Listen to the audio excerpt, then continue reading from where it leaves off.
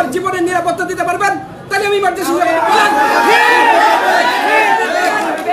এই ধরনের ঘটনা পৃথিবীর ইতিহাসে কখনো ঘটে নাই, বাংলাদেশে ঘটে নাই, এটা আপনি স্বীকার করেছেন, এটা সারা বিশ্বের মানুষ স্বীকার করবে। এরকম নিরাপত্তাহীনতায় একজন ডাক্তার কিভাবে নিজেকে অরক্ষিত রেখে ইমার্জেন্সিতে সেবা দেয়, সেই জন্য আমরা শুধু ডাক্তার না, রোগী নিহত হয়েছে, ডাক্তাররা মার খেয়েছে, ভাঙচুর হয়েছে। এখানে আমার নিরাপত্তা কোথায়? আমি নিজেকে আর একই সাথে ঘটনাগুলো দেখেন, সোহরাওয়ার্দী হসপিটালে সকালে, মুক্তা হসপিটালে বিকালে একই ধরনের টিটরে ঘটনা। সারা বাংলাদেশে এভাবে ইমার্জেন্সিতে আক্রমণ করা হচ্ছে এবং ডাক্তারদের নিরাপত্তা শূন্যের কোঠায়, নেগেটিভ। আপনি আমার জীবনের নিরাপত্তা দিতে পারবেন, তাহলে আমি ইমার্জেন্সি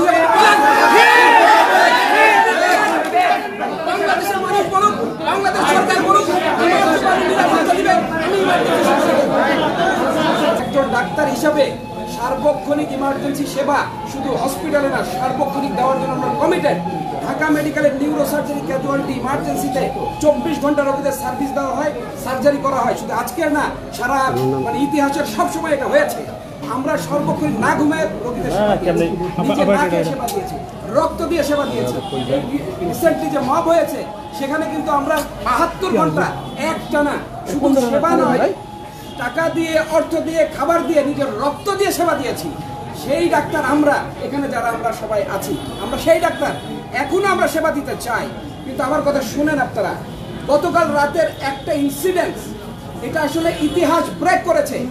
বাংলাদেশ নয়, সারা বিশ্বের কোনো ইতিহাসে যদি আপনি দেখাইতে পারেন যে কোনো ইমার্জেন্সি ইনজুর্ড একটা পেশেন্ট, সে হসপিটালে ভর্তি, বাইরের থেকে বহিরাগত সন্ত্রাসীরা চাপাতির রামদা নিয়ে ওই রোগীকে মৃত্যু এনশিওর করার জন্য, মার্ডার করার জন্য, ভর্তিরত অবস্থায় তাকে মার্ডার করেছে। এইরকম একটা পরিস্থিতি আপনি যদি কোনো ইতিহাসে দেখাইতে পারেন, বাংলাদেশে দেখাইতে পারেন, সারা বিশ্বের ইতিহাসে দেখাইতে পারেন, আমাকে বলেন। আমরা যে দুইটা দাবি করেছি, সেই দুইটা দাবি চিকিৎসকদের এই নিরাপত্তাহীনতার পার্মানেন্ট সলিউশন আপনারা বুঝতে পেরেছেন। নাম্বার 1, স্বাস্থ্য সেক্টরে স্পেশাল স্বাস্থ্য পুলিশিং ব্যবস্থা। আপনারা দেখেছেন রেলওয়ে পুলিশ, টুরিস্ট পুলিশ, তাদের স্পেশাল নিরাপত্তা দেওয়ার জন্য আছে। সেই বিধান বাংলাদেশে আছে।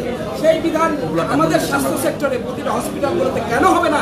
এতগুলো ক্যাজুয়ালিটিতে একই দিনে, একই রাতে 3টা ক্যাজুয়ালিটি কেন সেটা হবে না? এই জন্য আমরা বলছি 7 দিনের মধ্যে এই বিধান করতে হবে।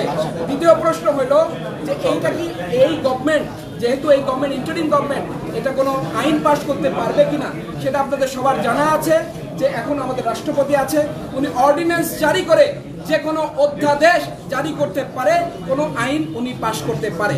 পরবর্তী গভর্নমেন্ট রেট্রোস্পেক্টিভলি এটাকে কিন্তু পার্লামেন্টে এখনো করতে পারে, তাতে কোনো সমস্যা নেই। আপনি দ্বিতীয় প্রশ্নের উত্তর সঠিকভাবে পেয়েছেন কি পান নাই?